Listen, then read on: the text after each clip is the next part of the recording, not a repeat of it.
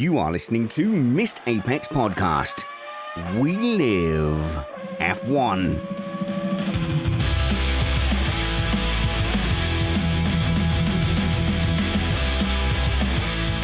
Welcome to Inside F1 with Joe Saward on Missed Apex Podcast. I'm your host, Richard Spanners Ready. Here on Missed Apex, we love to bring you a revolving panel of experts and fan voices from every corner of the F1 media. But today, returning to the shed is a regular from seasons past. He is the most experienced F1 journalist you're going to hear on any podcast. So sit down, gather round the tree and pin your ears back as we get stoic and informed information from Joe Saward. Good afternoon, Joe.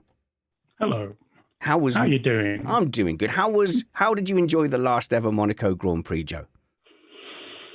It was very nice. It was it's an agreeable place to be if there wasn't a motor race there, and it's a nice place because I always have a bit of a holiday there. So if there isn't one next year, it's a bit of a bore. But having said that, I think they need to wake up to the fact that they need to make changes, and it may be something to do with the man who's been in charge of the Automobile Club for 50 years. Who may not necessarily be on the cutting edge of latest thinking. And who's this person that you're describing, Joe? His name is Michel Boeri, and he has been the president of the Automobile Club of Monaco since 1972, which right. Last time I did maths was 50 years ago. Ah, okay. So, but you can't blame him in a way because he would have presided over Monaco being like a real spectacle and a crown jewel in F1. And the recent murmurings against it are relatively recent. Not really. No, it's been going on for years. The thing is that they haven't negotiated a new deal at Monaco since I think it was 2010 when they did the most recent deal that lasted. It was supposed to finish in 21, but because they missed 20, it was supposed to end in 20, but because they missed 20 because of the pandemic, It ended in 21. And then they negotiated 22 as a one-off deal, which is why there was no Thursday.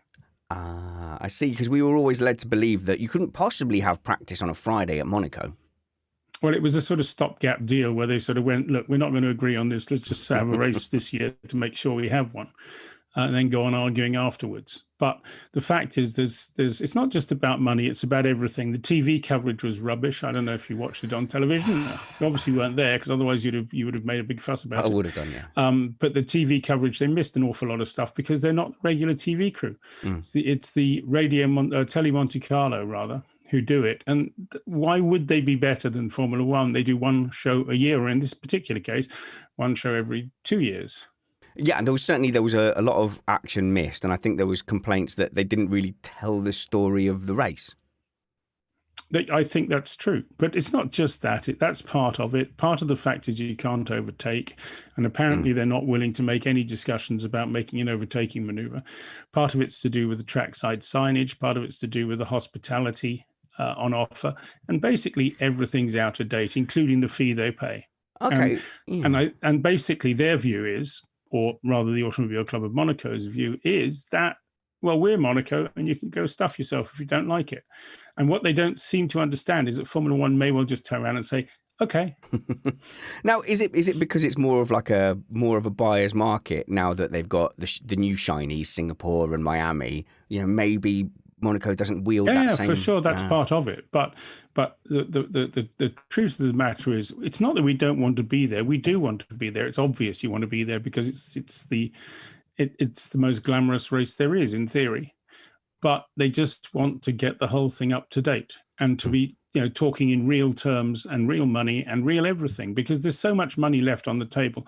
If you look at the TV coverage of Monaco, how many times did you see the words Casino de Monaco or de Monte Carlo or Monaco Grand Prix 75 years old? All that is sponsorship that's advertising space that hasn't been sold. Because it's basically owned by not by the Automobile Club, but it's owned by the Société Bain de Mer, which is the main operating company of all the hotels. So that's Monaco. the default. When you see that hoarding, that's like the default hoarding. Yeah, it basically says that they haven't got anything else. And the other thing they have is a real problem between Tag Heuer, which is a Monaco sponsor, and Rolex, which is a Formula One sponsor. And there were places on the track where you could actually see both signs at the same time. Right. Now, how does that work? It doesn't make any sense. So there's lots of problems, lots of little problems. And one of the problems is also the fact that Monaco just doesn't want to change, because when you've been president for 50 years of the Automobile Club, and he's also, he's been a politician in Monaco as well. So I think he's been president of the Prince's Council, which is about like being prime minister, really. So he's probably, I don't know him, but he's been around forever. He doesn't mix with people like me. But, No. He is basically. He probably has ideas about what his station should be. When he took over the Automobile Club, the Prince was 14 years old. That tells you how long he's been around. So, I think there's necessary sort of shaking of the carpet, or whatever the word is, shaking of the tree, and some things need to fall out. Nope, shaking of the carpet now. That's the mafia version of it. Let's shake the carpet. I saw one track map where there was a suggestion they could come out of the hairpin and past the Perez, dumping it in Q3 corner and extend all the way out there on the coast, and then that would make the tunnel and the Nouvelle chicane a bit more of an overtaking spot. You can't really do that, because that's where lots of people have expensive apartments, including half the racing drivers, and they don't want to have a noisy bunch of cars going down their front lawn. They had the opportunity to do stuff with this bit of land reclamation they're building at the moment in the same area in Portier, but it's a car-free zone apart from the car parking space underneath. So I think the only thing they can really do is to do something around the swimming pool area. And if you can speed up or slow down Tabac. Which one's Tabac? Remind me. I don't have your encyclopedia. Tabac is the fast one before the swimming pool complex. Oh, okay. So leading in the final sector, basically, once you've come out of the tunnel, and it's all the wiggly bits after that. Yeah, you go down from the chicane that's Tabac corner there, named after the tobacconist shop that used to be there. Okay, and Maria has just said in our Patreon live chat, hello Maria, has just said, evolve or die. And it could be that for Monaco. It is. It's not really a question of evolve or die, to be honest, because Formula One wants it to happen, but they just want it to happen in a slightly different form. And Monaco is just being like a big block and saying no to everything. And that's not the way to do it. So they may have to get a slap for a year off in order to come to the table with slightly more realistic views. I think that's the thought process going on. Okay. And to be honest, if you go back in the history of Formula One, you can see it happening elsewhere. There were times when Spa missed a year. There were times when Canada missed a year, because there were things that was in the days of Ecclestone. There were things that he wanted changing. They didn't want to change them. And so off you go and have a think about it. And they all came running back and changed everything. And I think Silverstone was a bit the same too. Remember, there was one year when they got dumped into April and the whole thing turned into a quagmire. Into a bog, yeah. Yeah, and that was possibly the same thing. So look, possibly it was the same thing. In seasons gone by, because we've been doing this a long time, Joe. Did you know this is your 56th appearance on Missed Apex podcast? How lucky we have been. I had no idea. Yeah, but, there we go. It doesn't surprise me. We should have popped a cork at 50 or something. Honestly, the first few episodes, you should have seen Joe just like looking at my general demeanour. He looked like he'd rather be anywhere else in the world, and that I was a buffoon. You never said buffoon with your mouth, but your eyes screamed it. Wally is what your fan base called me, Joe. But I think we've become... I don't think so. What you're doing, you're a sounding board. I see. But we've become, close personal friends now. We holiday together.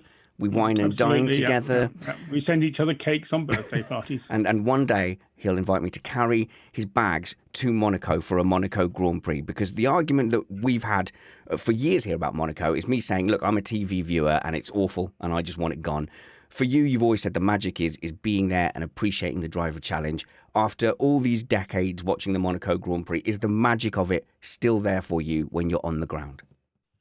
Yeah, if you're watching the drivers doing their thing, it is. But if you're working there, and that goes for everybody working there, even I saw Greg Maffei, the chairman and CEO of the whole Formula One business. In fact, the parent company, and he was struggling through the crowds and had Automobile Club of Monaco people telling him, you can't do this and you can't do that.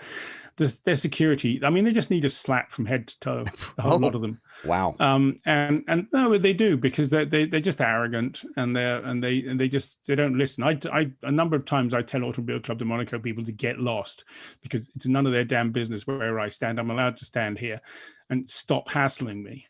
But they. I was talking at one point, actually, in the course of the weekend, I was told to move on by the Automobile Club of Monaco while talking to Damon Hill, Jacques Villeneuve, and Peter Bayer, the head of the FIA Formula One. And these twerps in ACM security jackets would come up and say, you can't stand there. You can't stand there. And I said, yes, I can. I'm standing here. Did you not tell them who you were? It's like having a terrier on your trouser leg. It's just like, go away, leave us alone. You should have shown your pass and say, business. I'm Joe Blinking Saward. Who the hell are you? No, I don't do that, because there's nothing worse than people say, don't you know who I am? I can't stand people like that, so I don't ever do that. It's just sort of, go away, leave me alone.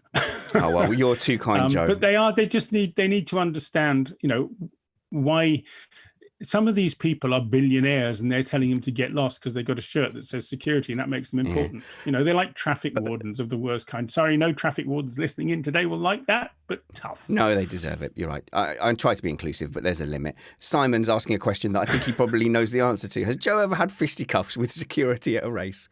I'm sure. Yes. I have. It's not big or clever. 1984, I punched a marshal in La Châtre in France. And it was just because he was completely unreasonable, stupid and wrong. And in the end, I just went, I'm not doing this anymore. And it worked. Yeah, that's what my parents told me. They didn't arrest me. They didn't arrest me. Of course, I did run away afterwards. But you punched a marshal and ran away. This story's getting like you're not coming off well. No, I punched a marshal and I ran into the paddock so I could do my work. That was what. But the fact is, yes, I did run away after punching him. But you don't stand there, are you? Because otherwise you'll get beaten up by all the other marshals or something. I don't know. Well, that's the lesson, kids. But it's only once. I only did it once. If you can't solve things with words, resort to violence. That's the lesson we've all learned here. I was young then too. I've got a question for you from a listener, and this follows on. We were having an interesting chat about the number of races with Sean Kelly, the statman. He was here on the shed. He was the previous guest to you, Joe, and he was talking about the strain of the flights and how for the team bosses who fly in business class, it's easier for them, but the strain of the races on the staff members is going to increase. And then we hear I'll just read the question. It has increased. Yeah, and I'll read the question from Mark here, who says, are the teams letting large numbers of the staff go due to the cost cap? And I'm really just wondering how we juggle cost cap, 85 races a year. Like, what is the effect of the team members? Well, they're losing staff as well, because staff don't want to do that anymore. People don't want to do it. People want to have a life. So they're finding it difficult to replace staff, and staff tend to last shorter periods of time. The old people who were in it for life is a much smaller group now than before. So, and yes, they've had to lose people in the cost cap, but not necessarily from those areas, because marketing and stuff like that, which is actually the easiest place to lose people probably, is not included in the cost cap. So it's only engineers and manufacturing people who get axed in the cost cap, which is, to be quite honest, the cost cap is a very strange thing. The details that they agreed to, they don't seem to have included any kind of serious provision for what happens with massive inflation, which is why they're all whinging now. Yes, there is a means by which they can change things, but it's not quick. So Horner was the one saying that 7 teams might miss the last 4 races if they don't increase the cost cap. That was Horner Horner playing Hollywood. Okay. It was just silly. They're not going to miss the last 4 races, are they? Because he wants to win the world championship. So he's going to find a way. He would fire the whole staff to win the world championship, Yeah, Perez would be first. Exactly. No, but he's not in the cost cap, so he's all right, isn't he? So, okay. The fact is that it's just a bunch of tosh. There are problems with inflation, which I'm happy to accept, but it's because it's badly formulated, and the teams were part of the formulation of that. So they need to find a way of solving. They're making more money because the dollar is worth more, but the cost cap is not linked directly with the exchange rates. So there are kind of parallel economies going on. And one, they're struggling, and on the other hand, they're making more money. So, something's not quite right there. So they need to find the right solution to that. But Horner's saying, we can't do it because it's awfully expensive. And Wolf's saying we'd have to drop some customer team because we can't afford to do this anymore. It doesn't make any sense. Is all part of the game. I mean, it may be that Toto wants to drop a team anyway. I can imagine that he's not particularly happy with Aston Martin these days, Yeah, they copied the wrong team. They copied Red Bull this year. I thought they had to copy Mercedes. I'm sorry, you can't possibly say they copied. I said, didn't I say allegedly? I'm sure I said allegedly. You didn't say allegedly. Steve, can we edit allegedly? They had a look at it and miraculously came up, just looking at it, they came up with the same looking car. Good for them, I say. It hasn't made it any faster, though, has it? What's the point score? Yeah. Yeah, that's the flaw in the argument, isn't it? That it makes you inclined to... Well, give them a bit more time. But if they start doing too well, then there's going to be all hell will break loose. Because, the last time when they copied the... they have changed the rules since then. Oh, no, they got... No, they didn't. It was that one was accepted as being a copy. It was allowed to under the terms of the rules at the time. Now it's not anymore. There is no evidence to back it up as any sort of data changing hands, although Horner says people downloaded things, some of his own people, but that's his problem, not their problem, because if someone downloaded stuff they weren't supposed to at Red Bull can take action against him, but they can't prove it was used elsewhere. And so, they could have just remembered things as well.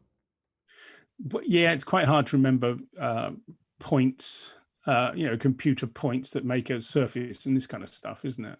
Yeah. All right. You can sort of remember a vague shape, but a vague shape's not quite enough. Yeah. It's sort of wavy. Yeah, it's not good enough. Millimeter here, millimeter there doesn't make much difference, does it? Apart from the fact the car doesn't work anymore. It's a good counterpoint there, Joe. But EJ in the live chat is just saying, look, it's the same for everyone. Should the governing bodies just be like, well, look, you knew the rules at the beginning of the season. You knew there was a chance of inflation. This is all information available to you, and the same for everyone. Yes, that's true. But it's only the big teams whining about it because they're the ones who have to make the cuts. The others aren't making enough money to do it. So, I think, I don't know. I just think that if you agree to a rule, you should stick to it. Now, if there is this parallel economy situation where they are making more money but can't spend it, that's obviously a bit difficult. But, if you're having to fire people as a result of the fact that the budget cap, it means you can't make it to the end of the year. That's not quite right. But having said that, they won't fire them anyway, because any good people, they'll use the money outside the budget cap to put into other companies that will then soak up those people and then come back later. Whatever. They're not, the thing is that the budget cap is at the best of times fairly spongy in terms of policing it. It's very difficult with all these strange little stray companies everywhere. They can police it to a large extent. So anybody who cheats like hell is going to get caught. But people who are trying their best and fiddling with things, You're on the ground, Joe. You speak to not only the Toto Wolves, but you speak to the Derricks in the paint shop and everything as well. How is morale amongst team members with these, with people losing their jobs and more races and maybe people not getting to be at every race? How are they feeling? Well, as I said before, there are far fewer people who are doing it for life now. People are doing it for 3 or 4 years and then moving on. It's for the experience, traveling the world, all the rest of this stuff, being in Formula One. But it's tough. It's a tough life. And even I'm beginning to think, well, God, dear me, if they go much more above this, first of all, it costs me a pile of money. And second of all, it's not fun. And if you have any kind of home life, and, believe me, it's complicated enough being in Formula One. We all have trails of destruction behind us. After Miami, I spent another week in America seeing my son who lives in America. So you can't just go on ignoring your family. So I have an American son, and I have European grandchildren, and I have a European wife, and it's complicated fitting everything in along with all the races. So now, if you want to give up on your entire family and do that, that's one thing. But Yeah, most okay, people cool. don't. I'm in. Right, I'll swap in, Joe. I could do with a bit of a break, if I'm honest with you. So look, we don't want people losing their jobs. We don't want people not enjoying their work. But as F1 grows, and it's probably inevitable to some extent. It's the same in a lot of sports. I don't think it needs to grow as much as they want it to. What they want is the revenue to grow. And so what they need to do is they need to come up with a sensible figure. And 23 is about as far as they should go. I don't think they should go beyond that. I actually think they should probably go under that. But you just make more money out of it. You do it better. And if you look at it this year, we're seeing crowds that are huge crowds at almost every event, apart from ones that will never get a huge crowd. So, and that's, they weed out the ones that can only get certain sizes of crowd. So, for example, that's why Spa's in a bit of danger, because they have a very small crowd capacity. Not that they can't, they could cut down some more trees in Spa. Not that would help anybody over there, because there'd be screaming green people running around saying you can't do this. But they would not be able to do much because there aren't enough roads there. So the access has long been a disaster, and that's a big problem. Paul Ricard, they've tried really hard in Paul Ricard to get fantastic traffic plans, and they seem to work pretty well. But again, the crowd capacity can only go so high. So this is why city races with public transport are ultimately the way to go, because then you don't have to get people in and out. You don't have traffic jams full of cars pumping out emissions all the time. You have public transportation, usually electrically powered, and they just arrive by train, leave by train. Fantastic. You've got to find a way of making street circuits not terrible to watch. But they're not all street circuits. Look at Baku. That's not an awful circuit. Okay, we're gonna have the Baku fight if there's a crash. Montreal is part of the transport network. Monte Carlo has got trains. I mean, it's just a matter of where it's located. Albert Park is incredibly efficient for bringing people in and out with public transport. Okay, it's not the greatest races, but that's to do with track design. It's not to do with whether or not it's located in a park or on a street. I mean, parkland circuits are the answer, because you can then build what you want. I don't want to pick a fight. You're right about Parkland, probably. I don't want to pick a fight about Baku. I don't think it's good racing. I think it's got the drag race, which allows the cars to swap order. And if there's a safety car, if there's a crash, it can introduce some drama. If there's no safety car, I think the race bombs like all street circuits bomb. Yeah, but there are certain things that mean it'll always have safety cars. Isn't it? Aren't we 50-50? Has there been Baku without a safety car? I think, yes, two. I think there's been two. So have we had five now? We had 5 Baku Grand Prix? I don't remember how many we've had. Okay, so I think the first 4 had interlocking safety car, not safety car, and whether it was a good race or not is dependent on whether there's a safety car. I'm happy to be challenged on that. Feedback at missedapex.net if you have any feedback on what we're talking about, if you think I'm wrong, or if you have a question for any of the panel, like Jack Reeves, who asks a good one here. Now, there's a series of questions here to really get us inside the heart of F1, because I must admit, when there are words like FIA, FOM thrown in with Liberty and names and Dominicali in between his goalkeeping stints, I do get very confused. So a lot of these questions, I want to ask you to just clarify some of this stuff for us. Jack Reeves asks, is Peter Bayer leaving the FIA linked to Abu Dhabi 2021, I presume, as is being implied in its reporting, or is it just a coincidence? I'm unaware of who Peter Bayer is, Joe, so you'll have to educate me on that first. Okay, Peter Bayer was the Secretary General of the International Automobile Federation, which sanctions the races and organizes the rules and provides the officials, okay? Formula One does the commercial side and organizes the races. That's Liberty, but doesn't sanction them. That's Liberty owns Formula One Group, yes. So Peter Bayer being the Secretary General, basically that means that you're in charge of the administration of the organization. So, and then for some reason, which isn't entirely clear, at the end of his reign, Jean Todt decided that Peter Bayer should be put in charge as the F1 director, which was an odd decision because Peter Bayer is not an expert in Formula One, never has been, but, is a good sports administrator. So the problem with that is that when you have somebody who comes in and then starts telling people who know about Formula One how it should be done, it's not necessarily a good mix. Now, where Abu Dhabi came in all of that is hard to say, but I can say with some certainty that Bayer and Michael Massey certainly butted heads right, on a number of issues. And then Peter Bayer was in charge of the investigation into Abu Dhabi. And basically, the whole thing festered for so long, right through the winter time, that by the time it was ready to be settled, I think the relationship between the two had got to a point at which it wasn't possible to continue. Now, was it the right decision? I'm not sure it was. Lots of people in Formula One are not sure it was, because we have new race directors and they're causing all kinds of other interesting disputes about jewelry and underwear, which nobody really needs right now. Nope. I understand that they want to impose their will and show that they are, that they have some sort of power, but it really isn't necessary. And I think that's why we've seen Mohammed bin Sulayem, the president of the FIA, kicking that issue like a can in front of him down the road. He keeps kicking it forward a few months just to get rid of it, because it's a totally stupid thing to be filling the headlines with. There are points at which, yes, it's entirely correct that it's wiser not to wear jewelry and to wear fireproof underwear, but it's not an essential element, as it hasn't been for the last 15 odd years. So why suddenly is it necessary to do that? And I think we just need to have some sensible administration of Formula One.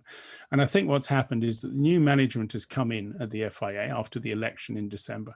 And this is one of the problems with the Abu Dhabi thing. Everything happened at the same time. You had the Abu Dhabi race, then you had the FIA election less than a week later. And then you had a new administration not really knowing what they were doing and not really knowing, not really necessarily wanting the people who were there. And you have to go through the process of sort of weeding out people you want to get the structure you want. And so we're seeing that process happen. Right. And believe me, Peter Bayer will not be the last person at the FIA to be leaving. There will be others left over from the Todd regime who don't fit. Name several of them. People. No, I'm not going to name names, but there are people who are going to be moving on. Mouth it quietly. Because they don't fit. Okay. They don't fit because Jean Todt had a sort of French bureaucratic view of organizations, which is he's got far too many, I think, my opinion, far too many levels of management, all doing lots of different things. But in fact, nobody was doing much because John was such a micromanager that he was making all the decisions and leaving everyone else to do the implementation. So, and the new lot coming and saying, we want to do it differently to that. We don't want everything centralized. The power of the president there shouldn't be a pile of questions. I mean, I visited Jean's office a few times, and it was always very impressive because there were piles on his desk of folders, one pile for each championship. And, literally he knew everything that was happening everywhere. And I don't think that's necessarily healthy. I mean, yes, he should know what's going on, but he shouldn't be making decisions about every single thing. Like karting, and so I think, yeah. Well, he was a micromanager and always has been throughout his career. That's why he's been successful to some extent. So I think what the new people want is to have much more of a sort of modern business kind of structure without having too many layers, because the French do love their bureaucracy. They like to have lots of people. Okay, casual racism, but whatever, Joe. Bonjour to any of our French listeners. It's a basic reality. It's a basic reality of the governance in this country. There are just loads and loads and loads. Well, have a look at the percentage if you want numbers. The percentage of bureaucrats in France compared to the percentage, government employees compared to the percentage of bureaucrats elsewhere. It's dramatic. Can I just say, if this sounds like an anti-French tirade, Joe has a French wife and lives in France, and presumably loves the country. No, I'm not. France. I'm not. It's not an anti-French tirade. Okay. I'm just telling you the reality of it all. I'm not saying necessarily that I'm not saying it's a good thing, because it's not, but it does mean it makes life complicated. So, Joe, change things. Rachel's got a good follow-up question to this, which is something that's actually confused me as well. Her question is it actually possible for F1, brackets Liberty, so Rachel's ahead of the game here. So, hang on. So that's not FOM, that's FOM, is that right? Yes, so is it possible for Liberty, which is FOM, and the FIA, which is the FIA, to part ways? So just get on with it. I'm trying to understand as I... No, but the thing is, you're trying to understand something, but in fact, FOM actually isn't called FOM anymore. Oh. It's just people call it that. Right. So it's called Formula One. Okay. So is it possible for Liberty and the FIA to part ways? And why have the FIA got any power at all? Well, they do have power up to a point. They are the people who issue the right to have a world championship. And we've been through this 40 years ago. In 1980, Bernie Ecclestone and Max Mosley tried to set up an alternative championship and were beaten instantly. Because who issues the licenses with all these things? Licensing, and who owns the rights to the world championship? The FIA does. So they have to learn to work together and be grown-ups. And that's basically what it takes. And, the idea that they can go their separate way is just silly, because you can't have a world championship. You can have GP1. Why would you rebrand when you have a strong 75-year-old brand? Why the hell would you call it something new? Okay, so Liberty doesn't fully own Formula One as a sport. It can't do with it as it wishes because some ownership... Yes, it can. It has leased it for 100 years. Oh, okay. The commercial control of Formula One has been leased by Liberty for 100 years. And the FIA will take it back in 2110, I think it is, in the theory. Right. But the FIA took a pile of money for doing that. And they make a pile of money every year from Formula One. It is their biggest source of revenue. So it's in their interest to make sure that Formula One works properly as well. Now, the problem we have at the moment is we're going through a period of turbulence caused by an FIA election. And some of the people are getting frustrated because the FIA is not a fast-moving organization. It's difficult to change things overnight. That's all. I think in time, so long as they don't do too many stupid things, the FIA will be fine again. Okay, so in now, a different way to before. Now we know who the FIA and F1 and Liberty are. Michael Holler's question should make sense. And I will just read it, just flat out, Joe, without trying to understand it. Don't want to be hurried along again. Michael says, I heard that Formula One Liberty was unhappy with race direction and is looking to shuffle the FIA into an ever more ceremonial role. Apparently Checkered Flag reported this story as well. Is there any truth to that? Is that realistic? Can they be shuffled away? Who's Checkered Flag? Oh, is there the BBC effort? Quite a good podcast as well. Second, maybe even number 2. Who's on it? Jack Nichols, Jolyon Palmer, and led by Jenny Gow and Andrew Benson. Mm-hmm. So it's quite heavyweights. They had me on there once as well. They haven't repeated that mistake, Joe. Mm-hmm. In answer to that, yes, they probably would like to do that a little bit more, but they can't. Because the FIA has, there's clear guidelines as to what each party does, and they're laid down in the agreements that exist. You can't just walk over the top of these agreements. Now, you can say to them, well, you're not getting any more money. And there's a negotiation, I'm sure, coming up at some point soon as to how they divide money up again, because they have a separate agreement commercially. But the FIA has been trying over the years to build up revenues from other championships so that they're not quite as dependent on Formula One, which would make them more independent. But having said that also, I don't think that a sport is healthy if it's wholly controlled by commercial people. You have to have some people, I think, wiser to have some people to act as a balance to make sure that the sport doesn't disappear completely into a ridiculous commercial enterprise. That it doesn't become WWE. Well, that's that's one of the things. You need to have credibility and you need to have structure. And we're just going through a transition period, but I don't believe that anyone is stupid enough to try and go on their own with a new championship, with new, trying to call it something different. It just doesn't make any sense. Hey. And their share price would go through the floor if they did that too. Hey, Do you want to meet Uncle Joe in person?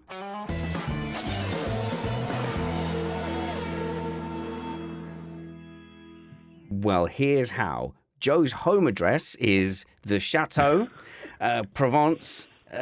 You do live audiences, and they are fully back up and running. There's a couple coming up. Where can we see you, Joe? Well, I'm going to be in Montreal on Friday. Friday evening, after the sessions are done, I'm in downtown Montreal. You can read about it on my blog, which is Joe Blogs F1. Nice. With one G, obviously. And there will be one in London on the Wednesday before the British Grand Prix. I'm afraid I can't do the Friday because Silverstone's out in the middle of nowhere. And so I can't actually do it and then get there with enough time with all the things I have to do. So there are two coming up, but the Joe Blogs F1 and Joe Saward Twitter, obviously, they're the two ways of keeping in touch with when things are happening. So if you go and have a look there, you'll find the details. And you can come and ask me loads of questions in person. And drink alcohol too. It's good. They are good. Do you put on your spread? You used to put on quite a good spread in the old. It depends on the particular venue, but in Canada, yes, I'm providing some food. Well, if you're Silverstone, and I think also I am in London as well. You said it's in the middle of nowhere. There is Northampton. It's not completely awful. It does exist and have facilities. I've tried Silverstone. I've tried various venues around the circuit. And nothing works. Okay, so Wednesday in London. And I wasn't allowed in to do the circuit, inside the circuit, because obviously that would involve paying the Formula One group money to have a venue, have an event going on. They're only interested in engaging with fans to a limited extent, as long as it makes them money. So having me there engaging with fans wouldn't make them any money unless I gave them all the money I made. So what's the point? And top tip, if you do attend any live audiences with Joe, I would say ask very sensible questions until the first bottle's gone. And then that's the time to strike. And Joe will tell you anything about his decades within Formula One. It really is well worthwhile, if not just from hearing Joe's stories, but also just being with a group of F1 fans as well. I think I've been to two and had a very good time at them. And we could always, now your internet hasn't been knocked out of orbit, if you ever want to hook up some virtual audiences, Joe, we can do those again if you want. Yeah, I'm all for that because I can't be everywhere all the time. So yes, I think having virtual audiences is a good idea. Because people say to me, come and do one in New York. Where am I going to fit it in? With all these other things I have in my trail of destruction. We'll do it on the internet. Check the show notes below to find out all the stuff where Joe is at and how to go to his thing. Some more questions for you, Joe, if you're up for it.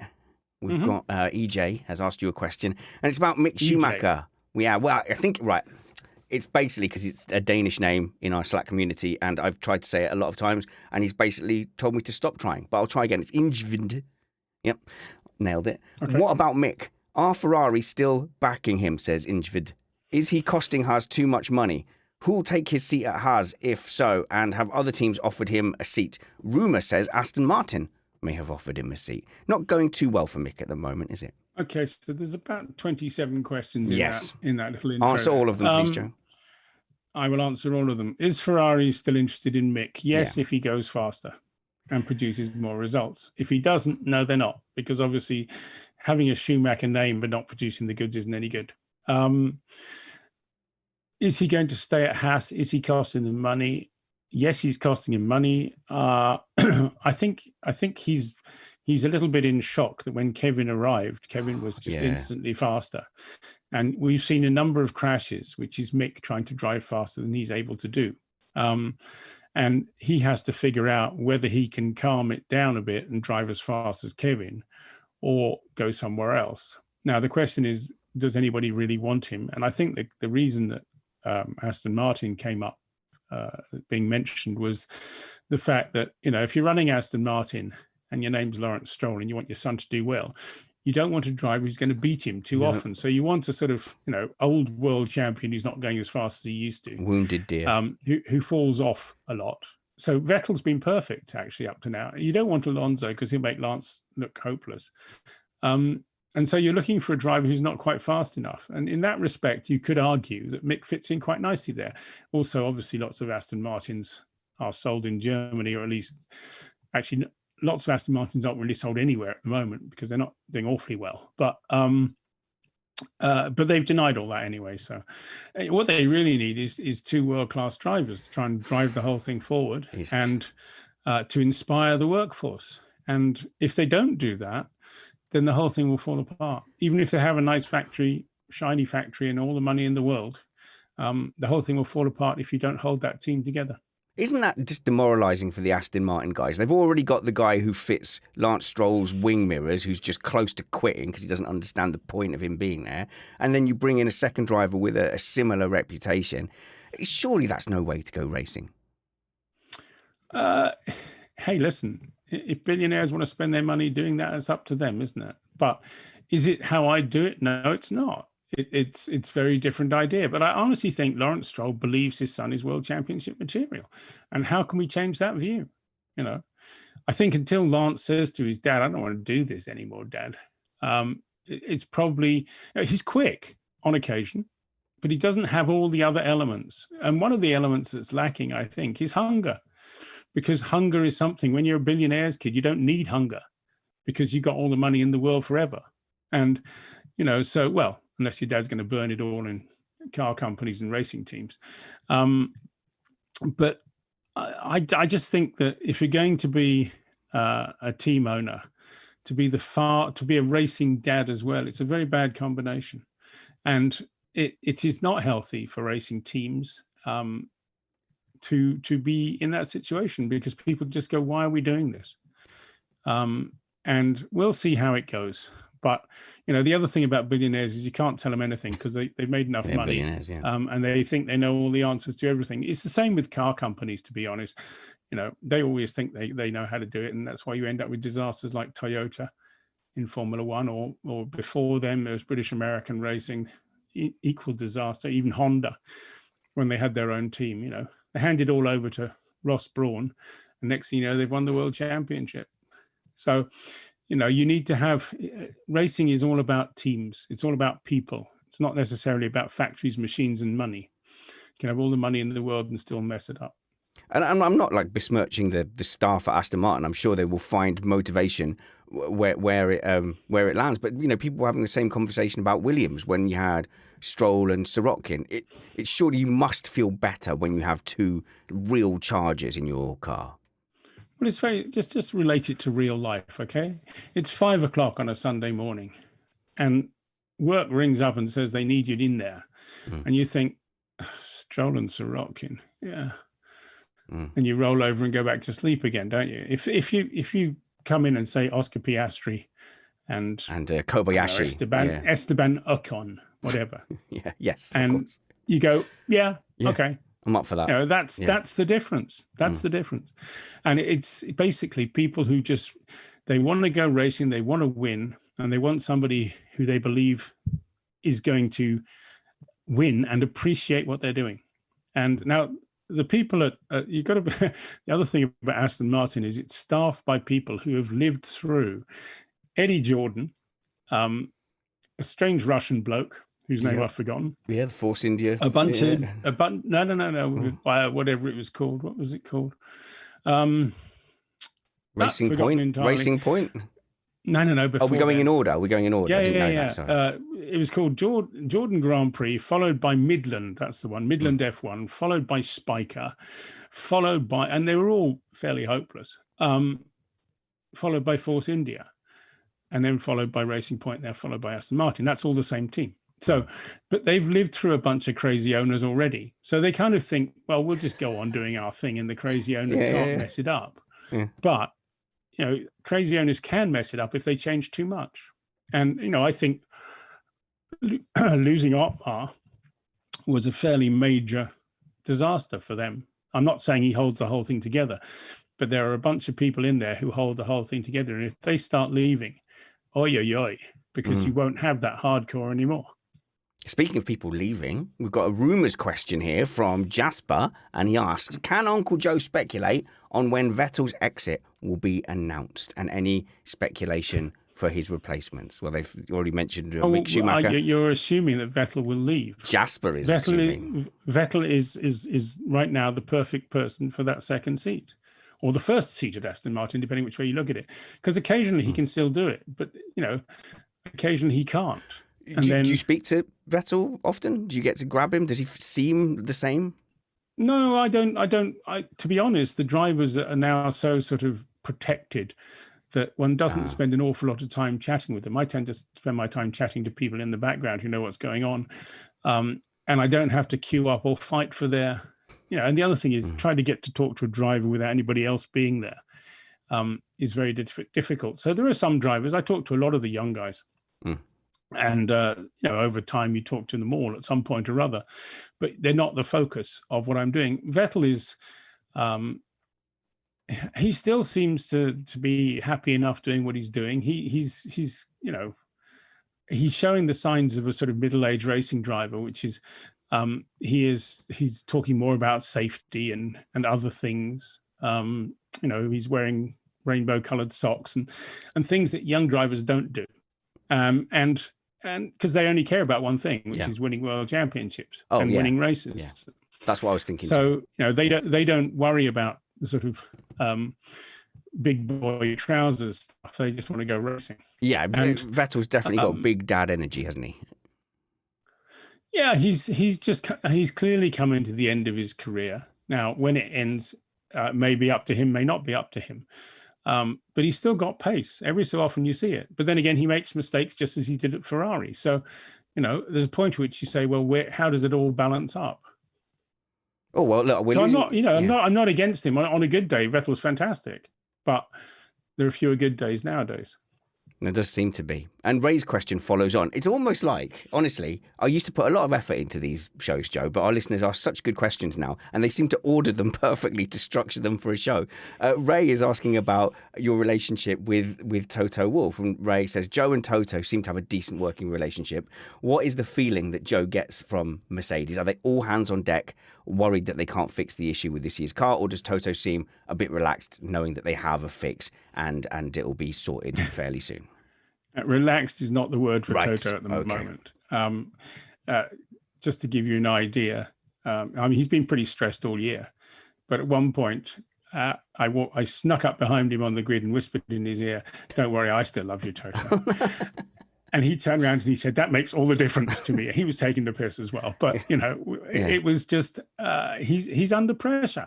So, and the thing is, he's not under that much pressure because he owns part of the team and it's a wealthy team and all the rest of it, but they're not winning. And that's what they like doing. They like winning. And, if they're not winning, things start going wrong. And so he's desperately trying to put them back onto a winning place. And they're kind of getting there, but they're not there yet.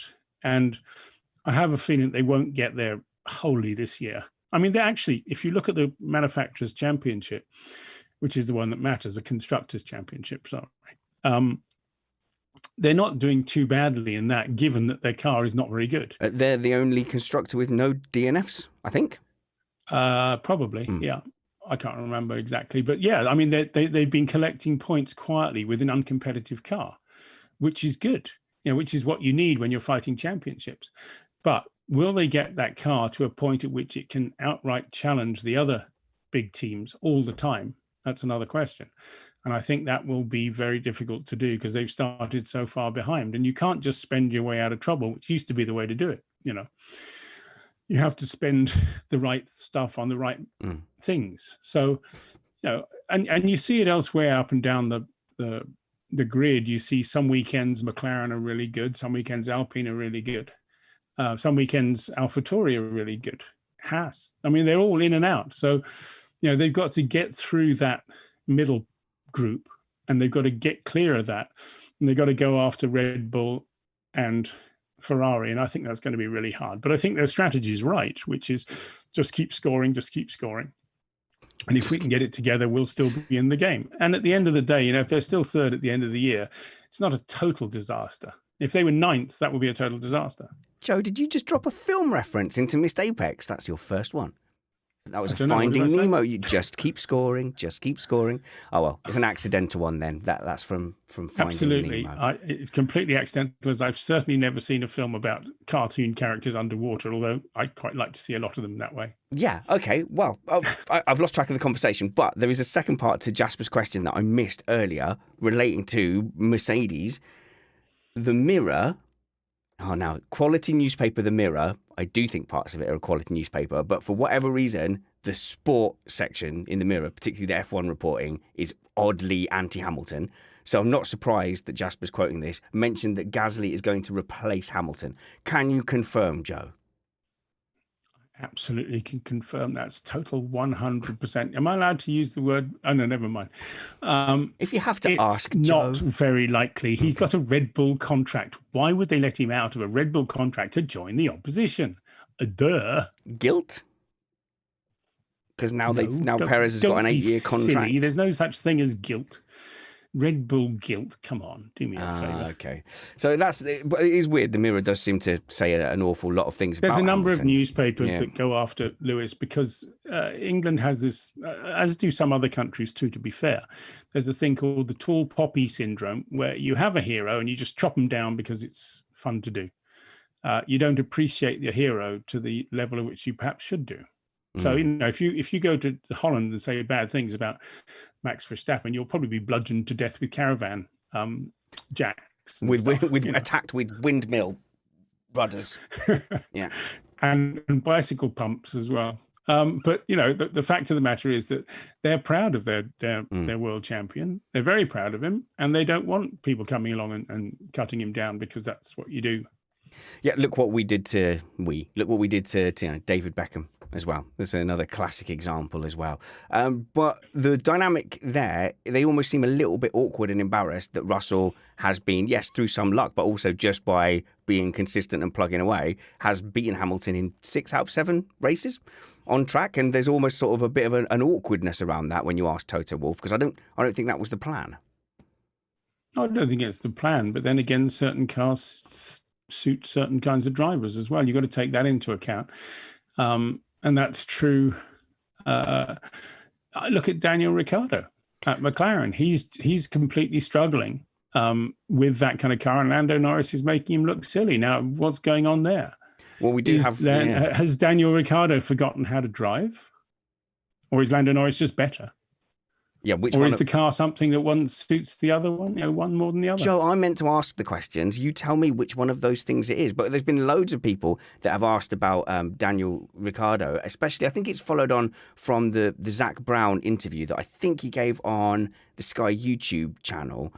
Just being very brutally honest that they were disappointed. And it's Winter who's asked this question. How does Joe feel about Zach at the helm of McLaren in general, given he didn't seem particularly enthused about his appointment initially? And then my follow-on would be about those comments about Daniel Ricciardo, about his own sitting driver. I think that Zach's he's learned to take a bit of a step back from what he was doing originally, and he's got Andreas in there running the racing team. Right. Yeah.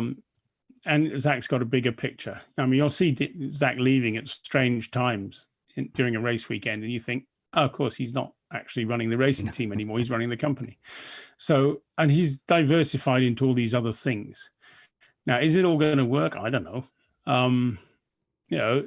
He's because he's got so many racing teams, it's easier to raise money because you can cross-pollinate all these sponsors and this kind of stuff. But Zach, that's his ability has always been to talk lots of commercial stuff and bring in money. So we have to see how it all works out in the end. Now, if he's negative about Daniel, to be honest, I understand that because Daniel has been disappointing. But the question is not Daniel being disappointing. The question is, why is Daniel being disappointing? And that's what they have to decide upon. And then they have to decide whether, because of that, whatever the conclusion they reach, is it better to have somebody else? Zach might say, well, we want Colton Herta because Colton Herta is American and that means we can get more money in, which is entirely true. The question is Colton Herta good enough, committed enough, all the things you have to be in Formula One? Because IndyCar drivers don't have the same lifestyle at all as Formula One. It's very much harder. I think. And you hear that when people go off to America. They talk about it being different. It's not as much pressure. It's a lot more fun. It's more, being in a team and not being stressed by anybody, fewer media, a whole thing. So we have to see if Herta can step up. And he's going through a testing program, which will begin fairly soon, I think. Oh, right. And he'll be testing 7 or 8 times in the next few months, just as Piastri is doing at the moment with Alpine. There's a test program going on for him as well. So, and we'll see how it goes. But Daniel, I think, has a contract for next year. Now there may well be performance clauses in it, but we'll see how it goes. But who was the last McLaren driver to win a race? Good question. Lewis Hamilton? No, Daniel Ricciardo. Oh, right. Oh, Monza. Yeah, I was thinking you had to go for... nice trick question. You got me there. Monza. Yes. It's not a trick question. It's the truth. No, I'd forgotten okay, about that. Lando's look better overall, but Daniel's still the last guy. Daniel's still a fantastic race driver, but he's not very good at qualifying. And that's been the problem, is that he's always starting further back. And so he can't be the fantastic racer that he's often been in the past.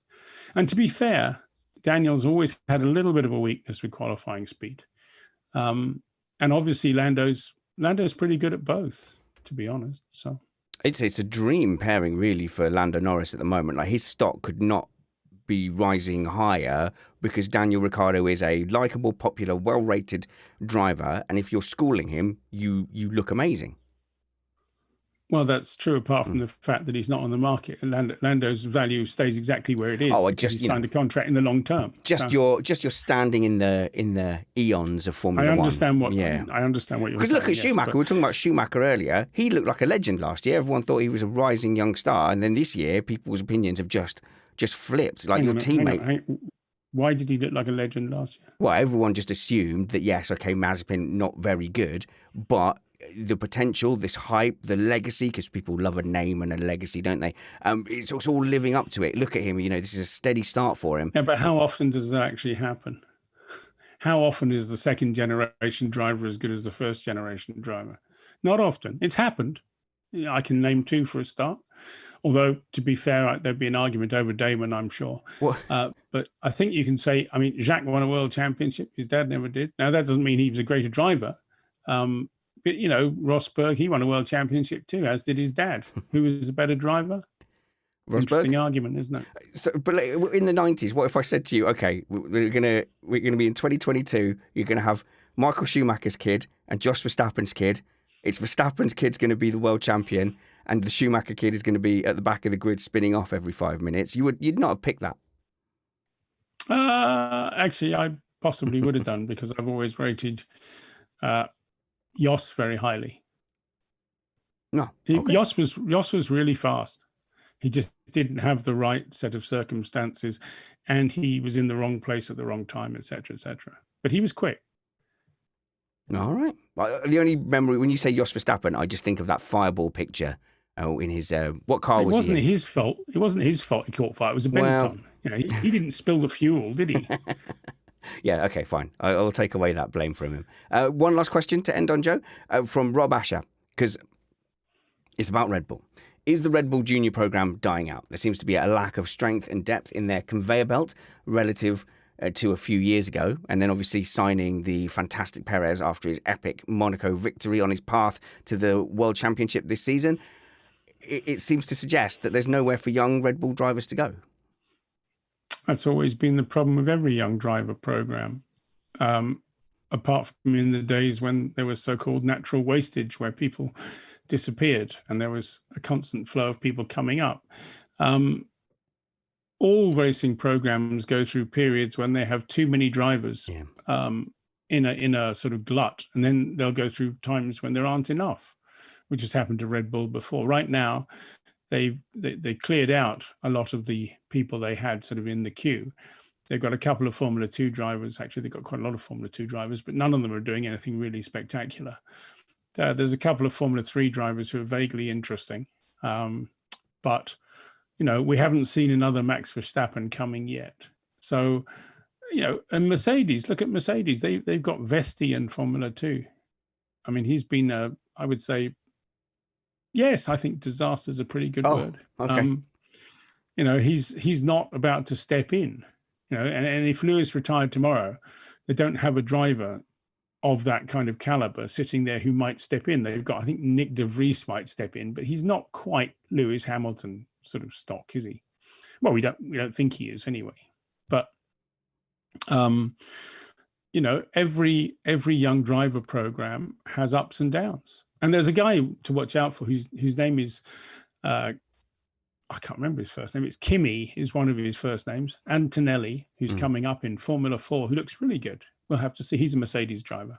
So okay, we'll watch those. We will watch those with anticipation. Thank you so much for your time, Joe. It's always a pleasure having you in the shed here. And make sure you go and check out the links below if you're interested in Joe's blog, going and seeing Joe live, or we'll make sure that in the near future we'll hook up a virtual live audience with Joe, now that your internet seems to be broadly working these days, Joe. And also go and follow Joe on Twitter at Joe Saward. You've not riled up the F1 Twitter community for weeks now, so you're due. So make sure you follow to catch the next one. I do my best. I'm sorry. I'm trying to stay out of trouble at the moment. It's easier that way. Well, yeah, you're not doing bad. You're not doing bad. I think a clean 2022 so far. But do go and follow Joe at Joe Saward. Make sure you catch the next Green Notebook blog, and make sure you're here on Sunday at 8 p.m. live for our Baku Grand Prix race review. But wherever we see you next, work hard, be kind, and have fun. This was Missed Apex Podcast.